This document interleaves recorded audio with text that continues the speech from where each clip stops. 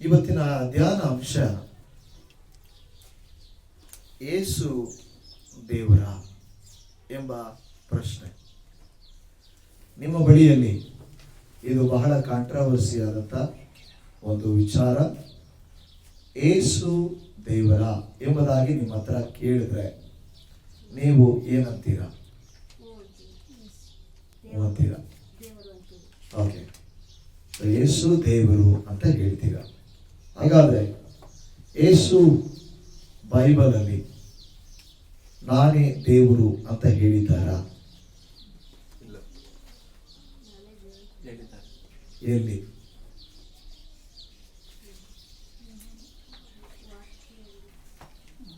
ಒಬ್ಬ ವ್ಯಕ್ತಿ ಈ ರೀತಿಯಾಗಿ ಕೇಳ್ತಾರೆ. ಒಂದು ದೊಡ್ಡ ಮೀಟಿಂಗು, ಡಾಕ್ಟರ್ ಜಾಕೀರ್ ನಾಯಕ್ ಅಂತ ನಾವಿಲ್ಲಿರುವಂಥ ಏರಿಯಾ ಮುಸ್ಲಿಂ ಏರಿಯಾ, ಆದರೂ ಕೂಡ ಅವರು ದೊಡ್ಡ ಪ್ರೀಚರ್. ನಮಗೆ ಗೊತ್ತಿಲ್ಲದೆ ಇರುವಷ್ಟು ಬೈಬಲ್ ಅವ್ರಿಗೆ ಗೊತ್ತು. ಯಾವ ಪಾಸ್ಟರ್ಗಳಿಗೂ ಗೊತ್ತಿಲ್ಲದೆ ಇರುವಷ್ಟು ವಚನಗಳು ಅವರಿಗೆ ಗೊತ್ತು. ನಮ್ಮ ದೇಶದಲ್ಲಿ ಕೂಡ ಬ್ರದರ್ ಶಫಿ ಅನ್ನುವಂಥವರಿದ್ದಾರೆ, ಮುಸ್ಲಿಂ ಸಹೋದರು. ಯಾವುದೇ ಪಾಸ್ಟರ್ಸು ಅವರ ಕ್ವಶನ್ಸ್ಗೆ ಉತ್ತರ ಕೊಡಲಿಕ್ಕೆ ಆಗೋದಿಲ್ಲ. ಯಾಕೆಂದರೆ ಅವರಿಗೆ ಬೈಬಲ್ ಅಷ್ಟು ಗೊತ್ತಿದೆ. ನಾನು ಹೇಳಿಕ್ಕೆ ಬರುವಂಥ ವಿಚಾರ ಏನಂದರೆ, ಒಬ್ಬ ಸಹೋದರು ಅವ್ರ ಹತ್ರ ಡಾಕ್ಟರ್ ಜಾಕೀರ್ ನಾಯಕ್ ಅಂದರೆ ವರ್ಲ್ಡ್ ಲೆವೆಲಲ್ಲಿ ಅಲ್ಲಲ್ಲಿ ದೇಶಗಳಲ್ಲಿ ಹೋಗಿ ಪ್ರಸಂಗಗಳನ್ನು ಮಾಡೋರು, ಮೋಟಿವೇಶನಲ್ ಸ್ಪೀಕರ್ಸ್. ಹೀಗೆ ನಾವು ಹೋಗಿ ಪ್ರಸಂಗ ಮಾಡ್ತೀವಲ್ವ, ಆ ರೀತಿಯಾಗಿ ಅವರು ಹೋಗಿ ಪ್ರಸಂಗಗಳು ಮಾಡ್ತಾರೆ. ಒಬ್ಬ ಆತನು ಬಂದು ಕೇಳ್ತಾರೆ, ಯೇಸು ದೇವರು ಅಲ್ಲ ಅಂತೀರ ನೀವು? ನಾನು ಹೇಳ್ತೇನೆ ಯೇಸು ದೇವರು ಅಂತ. ಇವರು ನಾನು ಕೇಳಿದಾಗೆ ಎಲ್ಲಿದೆ ಬೈಬಲಲ್ಲಿ ಅಂತ ಕೇಳ್ತಾರೆ. ಆಗ ಅವರು ಹೇಳ್ತಾರೆ, ಯೋಹಾನನ ಸುವಾರ್ತೆಯಲ್ಲಿದೆ, 14ನೇ ಅಧ್ಯಾಯದಲ್ಲಿದೆ ಅಂತ ಹೇಳ್ತಾರೆ. ಆಗ ಅವರು ಮತ್ತೆ ಪ್ರಶ್ನೆ ಕೇಳ್ತಾರೆ, ಎಲ್ಲಿ? ಯೋಹಾನ 14ರಲ್ಲಿ ಎಲ್ಲಿ ಅಂತ ಕೇಳ್ತಾರೆ. ಬೈಬಲ್ ನನ್ನ ಹತ್ರ ಇದೆ ಬ್ಯಾಗಲ್ಲಿ, ಆ ಬೈಬಲಲ್ಲಿ ಇದೆ ಅಂತಾರೆ. ಎಲ್ಲರೂ ನಗಕ್ಕೆ ಸ್ಟಾರ್ಟ್ ಮಾಡ್ತಾರೆ. ಯಾಕೆ ಗೊತ್ತಾ? ಹೌದು, ಬೈಬಲಲ್ಲಿ ಇದೆ. ಎಲ್ಲಿದೆ? ಬೈಬಲ್ ನನ್ನ ಬ್ಯಾಗಲ್ಲಿದೆ. ಸರಿಪ್ಪ, ರೆಫರೆನ್ಸ್ ಹೇಳಪ್ಪ ಅಂದರೆ ನಾನು ನಿನಗೆ ಹೇಳಬೇಕಾಗಿಲ್ಲ, ಬೈಬಲಲ್ಲಿ ಇದೆ. ಅವ್ರು ಹಾಗೆ ಹೇಳ್ತಾರೆ. ಅವ್ರು ಹೇಳ್ತಾರೆ, ನೀನು ಹೇಳಿಲ್ಲ ಅಂದರೆ ನಾನು ಮುಸ್ಲಿಂ, ನಾನು ಹೇಳ್ತೀನಿ ಅಂತ. ಅಲ್ಲ, ಅದು ಬೇಕಾಗಿಲ್ಲ, ಬೈಬಲಲ್ಲಿ ಇದೆ. ಸೊ ಈ ರೀತಿ ನಾವು ಅನೇಕ ಸಾರಿ ಬೇಡದೆ ವಿಚಾರಗಳನ್ನು ತುಂಬ ಮಾಡ್ತೇವೆ, ಬೇಕಾಗಿರೋ ವಿಚಾರಗಳನ್ನು ಬಿಟ್ಟು ಬಿಡ್ತೇವೆ. ಯೇಸುವನ್ನು ಆರಾಧಿಸ್ತೇವೆ, ಯೇಸುವಿನ ಬಗ್ಗೆ ಪೂರ್ಣವಾಗಿ ತಿಳ್ಕೊಳ್ಳೋದಿಲ್ಲ. ನಾನಾಗಲಿ ನೀವಾಗಲಿ ಬೇರೆಯವರಾಗಲಿ. ಯಾಕೆಂದರೆ ಚರ್ಚ್ಗಳಲ್ಲಿ ರಾಜಕೀಯ ಜಾಸ್ತಿ ಆಗಿದೆ. ಬೈಬಲ್ ಓದಲಿಕ್ಕೆ, ಪ್ರಾರ್ಥನೆ ಮಾಡಲಿಕ್ಕೆ, ನಾವೆಲ್ಲ ಒಂದು ಅನ್ನಲಿಕ್ಕೆ ಟೈಮ್ ಇಲ್ಲ. ಅಂತ್ಯ ದಿನಗಳಲ್ಲಿ ಸೈತಾನನು ಮಾಡುವಂಥ ಕೆಲಸ ಅದೇ ಆಗಿದೆ. ಕುಟುಂಬ ಒಟ್ಟಾಗಿದ್ದರೆ, ಒಗ್ಗಟ್ಟಾಗಿದ್ದರೆ ಯಾರೂ ಒಡೆಯಕ್ಕಾಗಲ್ಲ. ಹೌದಾ ಇಲ್ವಾ? ಒಗ್ಗಟ್ಟಿನಲ್ಲಿ ಬಲವಿದೆ. ನೀವು ಕಾಡಲ್ಲಿ ಒಂದು ನ್ಯಾಷನಲ್ ಜಿಯೋಗ್ರಫಿಯಲ್ಲಿ ಈ ಪ್ರಾಣಿಗಳನ್ನು ತಿನ್ನೋದು ಇದೆಲ್ಲ ನೋಡಿರ್ತೀರ. ಕಾಡು ಎಮ್ಮೆಗಳು ತುಂಬ ಗುಂಪಾಗಿರ್ತವೆ. ಕಾಡೆಮ್ಮೆಗಳು ತುಂಬ ಗುಂಪಾಗಿರುವಾಗ ನೀವು ಎಷ್ಟೇ ಸಿಂಹಗಳು ಬರಲಿ, ಎಷ್ಟೇ ಚಿರತೆಗಳು ಬರಲಿ, ಮುಟ್ಟಕ್ಕಾಗಲ್ಲ. ಯಾವಾಗ ಮುಟ್ಟಬಹುದು ಗೊತ್ತಾ? ಒಂಟಿ ಆದಾಗ. ಒಂದು ಕಾಡೆಮ್ಮೆ ಎಷ್ಟೇ ಬಲವಾಗಿರಲಿ, ಅದು ಒಂಟಿಯಾಗಿ ಸೈಡಿಗೆ ಬಂದಾಗ ಅದು ಬಲಹೀನ. ದೇವರ ಮಕ್ಕಳು, ದೇವರ ವಾಕ್ಯ ಹೇಳುತ್ತದೆ, ಏಕ ಮನಸ್ಸಿನಿಂದ ನೀವು ಪ್ರಾರ್ಥಿಸಿದರೆ, ಒಗ್ಗಟ್ಟಾಗಿ ನೀವು ಇದ್ದರೆ ನಿಮಗೆ ಬಲ. ನೀವೇನಾದರೂ ಬೇರೆ ಆದರೆ ನಿಮ್ಮಲ್ಲಿ ಬಲ ಇಲ್ಲ. ದೇವರ ವಾಕ್ಯ ಹೇಳುತ್ತದೆ, ಎಲ್ಲಿ 2-3 ಸೇರಿ ನನ್ನ ನಾಮದಲ್ಲಿ ಪ್ರಾರ್ಥಿಸ್ತಾರೋ ಅವರ ಮಧ್ಯದಲ್ಲಿ ನಾನಿರುತ್ತೇನೆ ಅಂತ ಹೇಳ್ತಾ ಇದ್ದಾರೆ. ಅಂದರೆ ದೇವರ ಪ್ರಸನ್ನತೆ ಇರುವುದು ಐಕ್ಯತೆಯಲ್ಲಿ ಹೊರತು ಒಡೆದು ಆಳ್ವಿಕೆ ಮಾಡುವ ಸ್ಥಳದಲ್ಲಿ ಅಲ್ಲವೇ ಅಲ್ಲ. ಆ ವ್ಯಕ್ತಿ ಆ ರೀತಿಯಾಗಿ ಆ ಒಂದು ಮೀಟಿಂಗಲ್ಲಿ ಹೇಳ್ತಾರೆ, ಬೈಬಲಲ್ಲಿದೆ, ಬೈಬಲ್ ನನ್ನ ಬ್ಯಾಗಲ್ಲಿದೆ. ಅವರು ಕೇಳ್ತಾರೆ, ನೀನು ನಿಜವಾದ ಕ್ರಿಶ್ಚಿಯನ್ ಅಲ್ಲ, ನಿನ್ನ ತಲೆಯಲ್ಲಿ ವಾಕ್ಯ ಇಲ್ಲ, ನೀನು ಬರೀ ಪ್ರಶ್ನೆ ಮಾಡೋಕ್ಕೆ ಬಂದಿದ್ದೀಯ.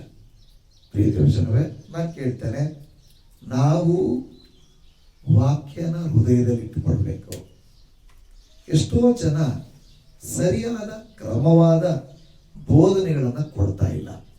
ಪ್ರಸಂಗ ಎಲ್ಲೋ ಸ್ಟಾರ್ಟ್ ಮಾಡಿ ಎಲ್ಲೋ ಮುಗಿಸ್ತಾ ಇದ್ದಾರೆ. ಏನೋ ಹೇಳಬೇಕು ಹೇಳ್ತಾ ಇದ್ದಾರೆ. ಆದರೆ ಅದೆಲ್ಲ ಮುಖ್ಯ. ಏನಾದರೂ ಪ್ರಸಂಗಿಸುವಾಗ ಕಲ್ತ್ಕೊಳ್ಬೇಕು. ಏನಾದರೂ ಪ್ರಸಂಗ ಮಾಡಿದ್ರೆ ಪ್ರಯೋಜನಕರವಾಗಿರಬೇಕು. ನಾನು ಕೂಡ ಪ್ರಸಂಗ ಸ್ಟಾರ್ಟ್ ಮಾಡಿ ಆದಿಕಾಂಡದಿಂದ ಅಬ್ರಹಾಮನ ಬಗ್ಗೆ, ದಾವೀದನ ಬಗ್ಗೆ, ಯೇಸುವಿನ ಬಗ್ಗೆ, ಮರಿಯಳ ಬಗ್ಗೆ, ಪ್ರಕಟಣೆಯ ಬಗ್ಗೆ ಮಾತಾಡ್ತಾ ಕೊನೆಗೆ ಏನು ಕಲ್ತ್ಕೊಂಡೆ? ಏನೋ ಪಾಸ್ಟ್ ಹೇಳ್ತಾ ಇದ್ರಪ್ಪ, ಏನೋ ಗೊತ್ತಿಲ್ಲ. ಇವತ್ತು ಆ ರೀತಿ ಆಗ್ಬಿಟ್ಟಿದೆ. ಆದರೆ ಬೈಬಲಲ್ಲಿ ನಾನು ಹೇಳ್ತೇನೆ, ಎಲ್ಲರೂ ಹೇಳ್ತಾರೆ, ಯೇಸು ಕ್ರಿಸ್ತರು ಎಲ್ಲಿ ಕೂಡ ನೇರವಾಗಿ ನಾನೇ ದೇವರು ಅಂತ ಯೇಸು ಸ್ವಾಮಿ ಹೇಳಿಲ್ಲ. ಅರೆ, ಇದು ಒಳ್ಳೆ ಕಥೆ ಆಯ್ತಲ್ಲ, ಈಗಾಗಲೇ ಯೇಸು ಸ್ವಾಮಿ ದೇವರು ಅಲ್ವಾ? ಯೇಸು ಸ್ವಾಮಿ ದೇವರು ಅಲ್ವಾ? ಯೇಸು ಸ್ವಾಮಿ ದೇವರು ಅಲ್ಲ ಅನ್ನೋದು ಕೂಡ ಎಲ್ಲೂ ಇಲ್ಲ. ಯಾವ ಗ್ರಂಥಗಳು, ಯಾವ ವ್ಯಕ್ತಿಗಳು ಕೂಡ ಯೇಸು ಸ್ವಾಮಿ ದೇವರಲ್ಲ ಅನ್ನಲಿಕ್ಕೆ ಆಗೋದಿಲ್ಲ. ಈಗ ದೇವರು ಅನ್ನುವಂಥ ಕಾನ್ಸೆಪ್ಟ್ ಹೇಗೆ ಬಂದ್ಬಿಟ್ಟಿದೆ ಅಂದ್ರೆ, ದೇವರು ಅಂದ್ರೆ ಅವ್ರು ನಿಮ್ಮವರು, ಅವ್ರು ನಿಮ್ಮ ದೇಶದವರು, ಅವರು ನಿಮ್ಮ ಭಾಷೆಯವರು ಅಂತ ಹೇಳ್ತಾರೆ. ಆದರೆ ದೇವರು ಆ ರೀತಿಯಾದವನು ಅಲ್ಲ. ದೇವರಿಗೆ ಪ್ರಾಂತ್ಯ ಇಲ್ಲ, ಭಾಷೆ ಇಲ್ಲ, ಸ್ಥಳವಿಲ್ಲ. ಅದಕ್ಕೆ ನಾವೇನಂತೀವಿ? ದೇವರು ಸರ್ವಜ್ಞಾನಿ, ಸರ್ವವ್ಯಾಪಿ, ಸರ್ವಶಕ್ತ. ಹೌದಲ್ವಾ? ಏನಂತೀವಿ? ಸರ್ವಶಕ್ತ, ಸರ್ವವ್ಯಾಪಿ, ಸರ್ವಜ್ಞಾನಿ. ಆತನನ್ನೇ ನಾವು ಏನನ್ನೋದು ದೇವರು ಅನ್ನೋದು. ಓಕೆನಾ? ನಾವು ಆತನನ್ನ ದೇವರು ಅಂತೀವಿ. ಆ ರೀತಿ ಇರುವವರೇ ದೇವರು ಹೊರತು ಒಂದು ವಿಭಾಗ ಮಾಡಿ ನಾನು ಅಲ್ಲಿಲ್ಲ, ನಾನು ಇಲ್ಲಿಲ್ಲ, ನಾನು ಅವರಿಗೆ ದೇವರಲ್ಲ, ನಾನು ಇವರಿಗೆ ದೇವರಲ್ಲ ಅಂತಲ್ಲ. ಈಗ ಅನೇಕರು ಈ ಬೈಬಲ್ ಕುರಿತಾಗಿ ಪ್ರಶ್ನೆ ಮಾಡ್ತಾರೆ, ಬೈಬಲ್ ಕುರಿತಾಗಿ ಕೂಡ ಪ್ರಶ್ನೆಗಳನ್ನು ಕೇಳ್ತಾರೆ. ಆದರೆ ನಾನು ಹೇಳ್ತೇನೆ, ಲೋಕದಲ್ಲಿ ಎಷ್ಟೋ ಗ್ರಂಥಗಳಿದ್ದಾವೆ, ಎಷ್ಟೋ ಧರ್ಮ ಗ್ರಂಥಗಳಿದ್ದಾವೆ. ಬೈಬಲ್ ಮನುಷ್ಯನ ಜೀವಿತವನ್ನು ಬದಲಾಯಿಸ್ತದೆ. ಹಲ್ಲೆಲೂಯಾ. ಏನ್ ಮಾಡ್ತದೆ ಇದು ಬೈಬಲ್? ಯಾವುದು ನಮ್ಮನ್ನು ಬದಲಾಯಿಸುತ್ತದೋ ಅದೇ ಸತ್ಯ.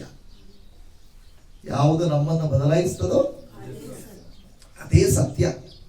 ಇವತ್ತು ಬೈಬಲ್ನ ಓದಿದಂತ ಅನೇಕ ಕೆಟ್ಟವರು, ದೋಷಿಗಳು, ಏನೋ ಅನೈತಿಕವಾದವರು, ಹುಡುಕರು, ಕುಟುಂಬದಲ್ಲಿ ಕಷ್ಟವಾಗಿರುವವರು, ರೋಗದಲ್ಲಿ ಬಿದ್ದವರು ಅನೇಕರು ಬಿಡುಗಡೆಯನ್ನು ಹೊಂದಿದ್ದಾರೆ. ಅಂದರೆ ಈ ಬೈಬಲ್ ಸತ್ಯವಾಗಿದೆ. ಮೊದಲು ಅದು ನಂಬಬೇಕು.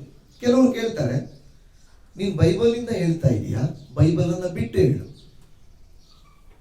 ಏನಂತ ಹೇಳ್ತಾರೆ? ಬೈಬಲನ್ನು ಬಿಟ್ಟು ಹೇಳು. ಆದರೆ ಬೈಬಲ್ ಸತ್ಯ ಎನ್ನುವುದಕ್ಕೆ ಏನಾದರೂ ಪುರಾವೆಗಳಿದೆಯಾ ಎಂದು ನೀವು ನೋಡಿದ್ರೆ, ಬೈಬಲ್ ಸತ್ಯ ಅನ್ನೋದಕ್ಕೆ ಅನೇಕ ಸಾಕ್ಷ್ಯಾಧಾರಗಳು ಇದ್ದಾವೆ. ನೀವು ಈ ಬೈಬಲ್ ಇರುವಂಥದ್ದನ್ನು ನೀವು ಹೋಗಿ ನೋಡಿದ್ರೆ ಇವತ್ತಿಗೂ ಎಲ್ಲ ಇದ್ದಾವೆ. ನಂದಿ ಬೆಟ್ಟ ಇದೆಯಾ? ನಂದಿ ಬೆಟ್ಟ ಇದೆಯಾ? ಇಲ್ಲಿ ಗೊತ್ತಲ್ಲ. ನಂದಿ ಬೆಟ್ಟ ಇದೆಯಾ? ಹೆಂಗೆ ಹೇಳ್ತೀರಾ ನೀವು ನಂದಿ ಬೆಟ್ಟ ಇದೆ ಅಂತ? ಅಲ್ಲಿದೆ ನಂದಿ ಬೆಟ್ಟ ಅಲ್ವಾ? ಬೆಂಗಳೂರು ಇದೆಯಾ? ಬೆಂಗಳೂರು ಇದೆ. ಕಾವೇರಿ ನದಿ ಇದೆಯಾ? ಇದೆ. ನೀವು ಹಾಗೆ ಬೈಬಲಲ್ಲಿ ನೀವು ಯಾವುದೇ ಬೆಟ್ಟನ ತಗೊಳ್ರಿ, ಯಾವುದೇ ಸಮುದ್ರ ತಗೊಳ್ರಿ, ಯಾವುದೇ ಪಟ್ಟಣ ತೆಗೆದುಕೊಳ್ರಿ, ಇದಾವ? ಹಾಗಾದ್ರೆ ಬೈಬಲ್ ಬರೆಯಲ್ಪಟ್ಟಿದ್ದು ಸುಮಾರು ವರ್ಷಗಳ ಹಿಂದೆ ಆದರೂ, 2000 ವರ್ಷಗಳ ಹಿಂದೆ ಆದರೂ ಕೂಡ ಈ ಬೈಬಲಲ್ಲಿ ಬರೆದಿರುವಂತಹ ಪ್ರತಿ ಸ್ಥಳ, ಪ್ರತಿ ವ್ಯಕ್ತಿ, ಪ್ರತಿ ಪಟ್ಟಣ ಇವತ್ತು ಕೂಡ ಇದೆಯಾ ಇಲ್ವಾ? ಡೌಟ್ ಇದೆಯಾ? ಇದೆ. ಆದರೆ ಅನೇಕ ಕೆಲವು ಗ್ರಂಥಗಳು ಕಾಲ್ಪನಿಕವಾಗಿವೆ. ಕಾಲ್ಪನಿಕ ಅಂದ್ರೆ ಏನು? ಕವಿಗಳು ಕೆಲವುದನ್ನು ಬರೀತಾರೆ, ಕವಿಗಳು ಕೆಲವನ್ನ ಬರೀತಾರೆ. ಅವ್ರು ಬರೆದಿರೋದೆಲ್ಲ ಇರಬೇಕಂತೇನಿಲ್ಲ, ಅವ್ರು ಬರೆಯೋದೆಲ್ಲ ಇರೇ. ನಾನೊಂದು ಬರೀಬಹುದು, ಏನಂತ ಬರೀಬಹುದು? ಓ, ಸಿಂಹ ಇದೆ, ಸಿಂಹದ ಮುಖ ಸಿಂಹದಂತಿದೆ, ಅದರ ಕಾಲುಗಳು ಕೋಳಿಯಂತಿವೆ, ಅದರ ಹೊಟ್ಟೆ ಒಂಟೆಯಂತಿದೆ, ಅದರ ಕಿವಿಗಳು ಆನೆಯಂತಿವೆ. ಇದು ನನ್ನ ಕಲ್ಪನೆ. ನಾನೊಂದು ಕವಿ ಆಗಿರಬಹುದು, ನಾನು ಅದನ್ನು ಕಲ್ಪನೆ ಮಾಡಿಕೊಂಡಿದ್ದೆ. ಅಂಥದನ್ನು ಹುಡುಕಾಗಿ ನೋಡಿದ್ರೆ ಸಿಗ್ತದ? ಇದೇನಪ್ಪ ಇದು, ಇವರೇನು ಕಾಲುಗಳು ಕೋಳಿ ಅಂತ ಬರೆದವರು. ಎಲ್ಲಿದೆ ಕೋಳಿ ಕಾಲುಗಳು? ತಲೆ ಮಾತ್ರ ಸಿಂಹ, ಕಾಲು ಕೋಳಿ, ಹೊಟ್ಟೆ ಒಂಟೆ, ಕಿವಿ ಆನೆ. ಅರೆ ಎಲ್ಲಿದೆ ಇದು? ಅಂದ್ರೆ ಅದು ನನ್ನ ಕಲ್ಪನೆ. ಎಲ್ಲಿ ಹೋಗಿ ನೋಡಿದ್ರೆ ನಿಮಗೆ ಸಿಗಲ್ಲ. ಆದರೆ ಬೈಬಲ್ ಕಲ್ಪನೆ ಅಲ್ಲ, ಬೈಬಲ್ ಸತ್ಯ. ಈಗ ಈ ಬೈಬಲ್ ಅಲ್ಲಿ ನಾವು ನೋಡುವಾಗ ಯೇಸು ಕ್ರಿಸ್ತರ ಕುರಿತಾಗಿ ನಾವು ಕೆಲವು ವಾಕ್ಯಗಳನ್ನು ಇವತ್ತು ನೋಡ್ಕೊಳ್ಳೋಣ. ತುಂಬಾ ವಾಕ್ಯಗಳು ನಾವು ನೋಡಕ್ಕಾಗಲ್ಲ. ಯೋಹಾನನು ಬರೆದ ಸುವಾರ್ತೆ 10ನೇ ಅಧ್ಯಾಯ ಅದರ 30ನೇ ವಚನವನ್ನು ಓದ್ರಿ. ಯೋಹಾನನು ಬರೆದ ಸುವಾರ್ತೆ 10ನೇ ಅಧ್ಯಾಯ 30ನೇ ವಾಕ್ಯ. ನಾನು ತಂದೆಯೂ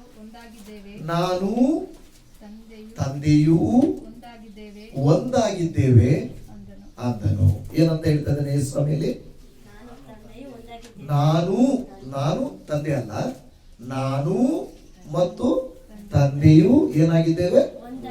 ಒಂದಾಗಿದ್ದೇವೆ ಅಂತ ಹೇಳ್ತಾರೆ. ಓಕೆ, ಇದರಲ್ಲಿ ಏನಿದೆ ಪ್ರಶ್ನೆ? ನಾನು ತಂದೆ ಒಂದಾಗಿದ್ದೇವೆ ಅಂತ ಹೇಳ್ತಾರೆ, ಅದು ತಪ್ಪೇನಿದೆ?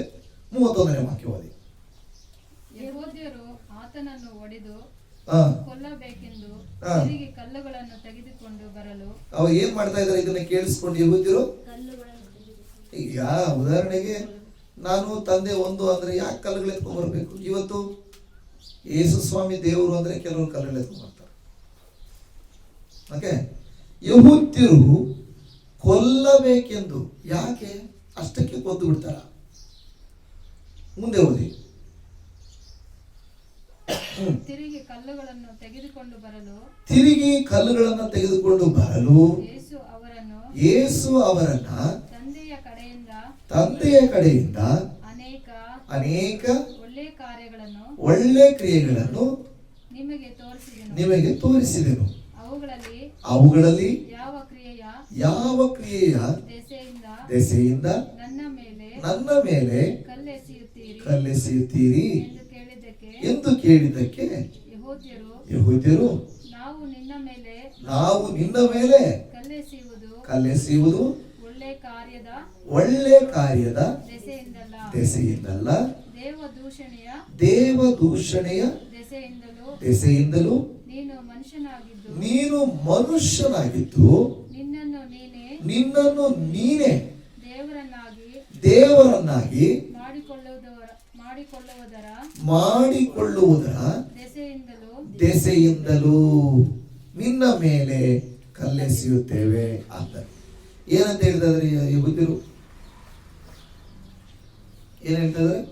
ನಾವು ನೀನು ಮಾಡುವಂತ ಒಳ್ಳೆ ಕ್ರಿಯೆ ದೆಸೆಯಿಂದಲ್ಲ, ಬದಲಾಗಿ ದೇವ ದೂಷಣೆಯ ದೆಸೆಯಿಂದ. ಏನು ದೇವ ದೂಷಣೆ ಗೊತ್ತಾ? ಏನ್ ದೇವ ದೂಷಣೆ ಗೊತ್ತಾ? ಆ ಕಾಲದಲ್ಲಿ ಯಾರು ಕೂಡ ನಾನು ದೇವರು ಅನ್ನಂಗಿಲ್ಲ. ಯಾರಾದ್ರೂ ನಾನು ದೇವರು ಅಂದ್ರೆ ಏನಾಯ್ತು ಗೊತ್ತಾ? ಅಲ್ಲಿಗೆ ದೇವರ ಸ್ಥಾನ ಪಡ್ಕೊಂಡಿದ್ರಿಂದ ದೇವರನ್ನ ಅವಮಾನಿಸಿದ ಹಾಗಾಯ್ತು. ಅದಕ್ಕೆ ಯಾರು ಕೂಡ ನಾನು ದೇವರು ಅನ್ನಕ್ಕೆ ಇಲ್ಲ. ಅರ್ಥ ಆಗ್ತಾ ಇದೆಯಾ? ಯಾಕೆ ಯೇಸು ಸ್ವಾಮಿ ನಾನು ದೇವರು ಅಂದಿಲ್ಲ ಅಂದ್ರೆ, ಮೊಟ್ಟ ಮೊದಲನೇದಾಗಿ ಯೆಹೂದ್ಯರಲ್ಲಿ ಒಂದು ಸಂಪ್ರದಾಯ ಇತ್ತು, ಯಾರು ಕೂಡ ನಾನು ದೇವರು ಅನ್ನಂಗಿಲ್ಲ. ಒಂದು ವೇಳೆ ಯೇಸು ಸ್ವಾಮಿ ನಾನು ದೇವರು ಅಂದ್ರೆ ಅದರ ಅರ್ಥ ಏನು ಗೊತ್ತಾ? ಆತನು ಯೆಹೂದ್ಯರ ಪ್ರಕಾರ ತಪ್ಪಿತಸ್ಥನು.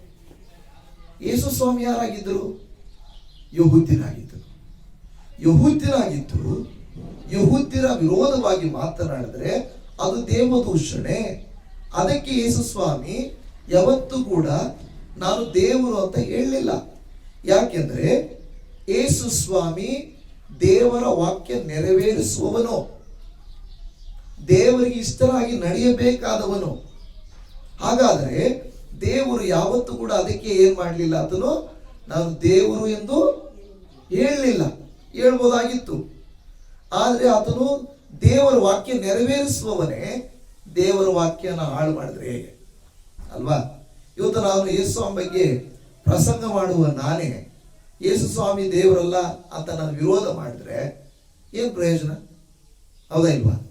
ಹಾಗಾದ್ರೆ ಯೇಸು ಸ್ವಾಮಿ ಯಹೂದ್ಯನಾಗಿದ್ದುಕೊಂಡು ದೇವರ ಚಿತ್ತವನ್ನ ನೆರವೇರಿಸುವವನಾಗಿದ್ದುಕೊಂಡು ದೇವರ ವಾಕ್ಯಗಳನ್ನು ನೆರವೇರಿಸಕ್ಕೆ ಬಂದವನೇ ದೇವರ ವಾಕ್ಯಗಳನ್ನು ತಿರಸ್ಕಾರ ಮಾಡಿದ್ರೆ ಅದೇನಾಗುತ್ತೆ? ದೇವದೂಷಣೆ ಆಗ್ತದೆ. ಆದರೂ ಇಲ್ಲಿ ಜನರು ಏನ್ ಮಾಡ್ತಾ ಇದ್ದಾರೆ? ಬಂದು ಯೇಸು ಸ್ವಾಮಿನ ಕೊಲ್ಲಲಿಕ್ಕೆ ನೋಡ್ತಾ ಇದ್ದಾರೆ.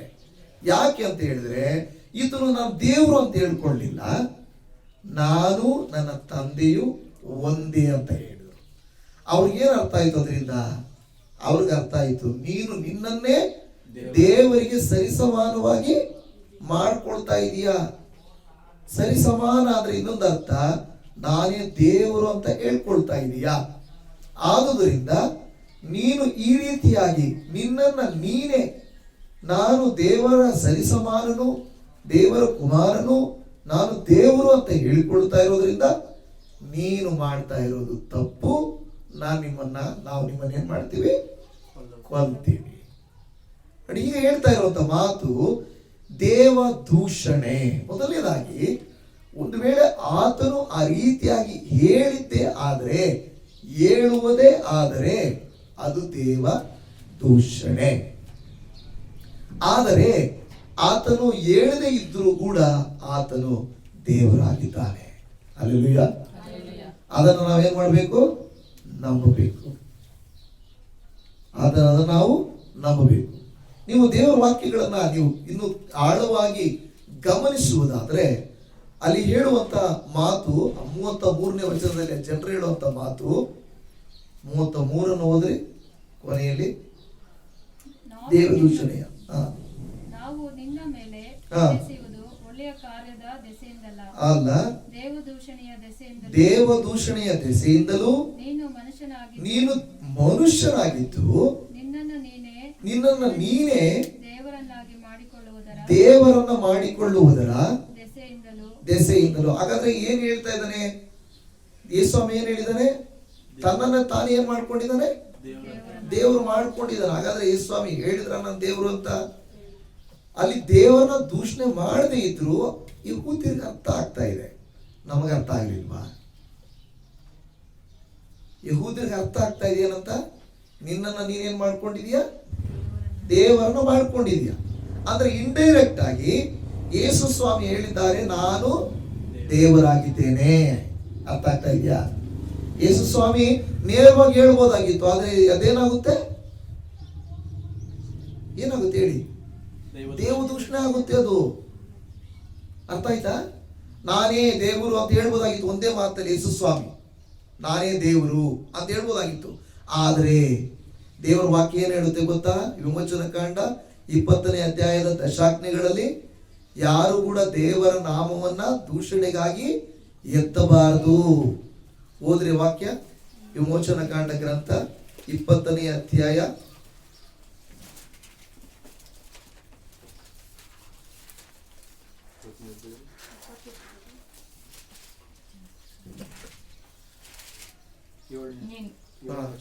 7ನೇ ವಚನ ಓದ್ರಿ. ನಿನ್ನ ದೇವರಾದ ಯೆಹೋವನ ಹೆಸರನ್ನು ಅಯೋಗ್ಯ ಕಾರ್ಯಕ್ಕೆ ಎತ್ತಬಾರದು.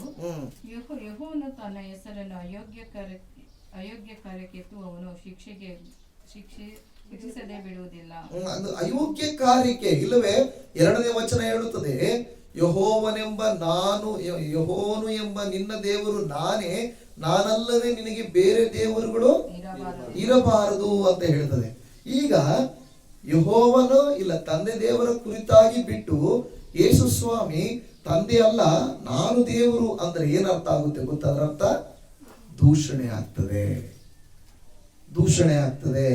ಆದ್ರಿಂದ ನೇರವಾಗಿ ಯೇಸು ಸ್ವಾಮಿ ನಾನು ದೇವರು ಅಂತ ಹೇಳಿದ್ದೀರಾ, ಆತನೇನು ಹೇಳ್ತಿದ್ದಾನೆ, ನಾನು ದೇವರು ಅನ್ನೋದನ್ನು ನಿರೂಪಿಸ್ತಾ ಇದ್ದಾನೆ.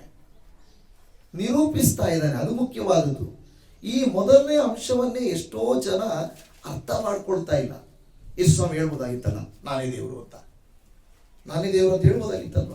ಮತ್ತೆ ಯಾಕೆ ಯೇಸು ಸ್ವಾಮಿ ಹೇಳಲಿಲ್ಲ? ಆತನ ಶಿಷ್ಯರು ಹೇಳಿರ್ಬೋದು, ನೀವು ಹೇಳ್ಬೋದು, ಬೇರೆಯವರು ಹೇಳ್ಬೋದು. ಅದು ಯೇಸು ಸ್ವಾಮಿ ಹೇಳಿದ್ರಾ? ಯೇಸು ಸ್ವಾಮಿ ಹೇಳ್ಬೋದಾಗಿತ್ತು, ತುಂಬಾ ಸರಿ ಹೇಳ್ಬೋದಾಗಿತ್ತು. ಆದರೆ ಆತನು ದೇವನಾಮವನ್ನ ದೂಷಣೆಗೆ ತೆಗೆದುಕೊಳ್ಳೋದಿಲ್ಲ. ಫಸ್ಟ್ ಪಾಯಿಂಟ್ ಯಾರಾದ್ರೂ ಅರ್ಥ ಮಾಡ್ಕೊಂಡಿಲ್ಲ ಅಂದ್ರೆ ಏನ್ ಮಾಡಕ್ಕಾಗಲ್ಲ. ಹಾಗಾದ್ರೆ ಇನ್ನು ಉಳಿದ ಎಲ್ಲಾ ಕಾರ್ಯಗಳಲ್ಲಿ ನೀವು ನೋಡ್ರಿ, ದೇವರ ವಾಕ್ಯದಲ್ಲಿ ಕೆಲವು ಸಾರಿ ಒಂದು ವಾಕ್ಯವನ್ನು ಓದ್ಕೊಳ್ಳೋಣ. ವಿಮೋಚನ ಕಾಂಡ ಗ್ರಂಥ 3ನೇ ಅಧ್ಯಾಯ 14ನೇ ವಚನ. ವಿಮೋಚನ ಕಾಂಡ 3ನೇ ಅಧ್ಯಾಯ 14ನೇ ವಚನ. ನಾನೇನು ಉತ್ತರ ಕೊಡಬೇಕು ಎನ್ನಲು ದೇವರು ಅವನಿಗೆ, ಇರುವಾತನೇ ಆಗಿದ್ದಾನೆ, ನೀನು ಇಸ್ರಾಯೇಲರಿಗೆ ಇರುವಾತನೆಂಬುವನು ನನ್ನನ್ನು ನಿಮ್ಮ ಬಳಿಗೆ ಕಳಿಸಿದ್ದೇನು ಎಂದು ಹೇಳಬೇಕು. ಅಲ್ಲಿ ಹೇಳ್ತಾ ಇದೆ ಮಾತು, ಏನಂತ ಹೇಳ್ತಾ ಇದೆ? ನನ್ನನ್ನು ಕೇಳ್ತಾರೆ ಅವರು, ಯಾರು ನಿನ್ನನ್ನು ಕಳಿಸಿದ್ದು ಅಂದ್ರೆ, ನೀನು ಹೋಗಿ ಹೇಳ್ಬೇಕು ನನ್ನಿಂದ ಇಂಥವ್ರು ಕಳಿಸಿದ್ರು ಅಂತ. ಯಾರಪ್ಪ ನಿನ್ನನ್ನು ಕಳಿಸಿದ್ದು? ದೇವರು ಕಳಿಸಿದ್ರು. ದೇವ್ರ? ಯಾವ ದೇವರು ಅಂತ ಕೇಳ್ತಾರೆ. ಅವ್ರಿಗೆ ನಿನ್ನ ಹೆಸರು ಹೇಳಪ್ಪ, ಓಕೆನಾ? ಈಗ ನೀವು ಯಾರಾದರೂ ನನ್ನನ್ನು ಕಳಿಸ್ತೀರ ಒಂದು ಅಂಗಡಿಗೋ ಒಂದು ಫ್ಯಾಕ್ಟ್ರಿಗೋ, ಅಲ್ಲಿ ಹೋಗ್ಬಿಟ್ಟು ಏನಪ್ಪ ರೆಕಮೆಂಡೇಶನಾ ಅಂತ ಕೇಳ್ತಾರೆ. ಅವರು ಹೌದು, ನಾನು ಹೇಳ್ತೀನಿ ಹೌದು ಅಂತಾರೆ. ಯಾರು ನಿನ್ನನ್ನು ಕಳಿಸಿದ್ದು? ಓಕೆ, ಒಬ್ಬರ ಹೆಸರು ಹೇಳ್ತೀನಿ. ಅವ್ರ ಹೆಸರು ಹೇಳಿದ್ರೆ ಅವರ ಯಾರವರು ಅಂತ ಕೇಳ್ತಾರೆ. ಅವ್ರ ಹೆಸರೇನು ಅಂತ ಕೇಳ್ತಾರೆ. ಅವ್ರ ಹೆಸರಿಲ್ಲ, ಅವರು. ನಾನು ಹೇಳಿದ್ರೆ ಹಂಗೆ ಹೇಳಿದ್ರೆ ಅವ್ರು ಹೇಳ್ತಾರೆ ಹೆಸರಿಲ್ವಾ? ಹೆಂಗಿರ್ತಾರೆ ಅವರು? ಅವ್ರು ಯಾವ ಊರು, ಎಲ್ಲಿನವರು, ಈಗೆಲ್ಲ ಕೇಳ್ತಾರಲ್ವಾ? ಈ ಮೋಶೆ ಹೋಗ್ಬಿಟ್ಟು ಹೇಳ್ತಾನೆ, ಮೋಶೆ ಕೇಳ್ತಾನೆ, ನಾನು ಹೋಗಿ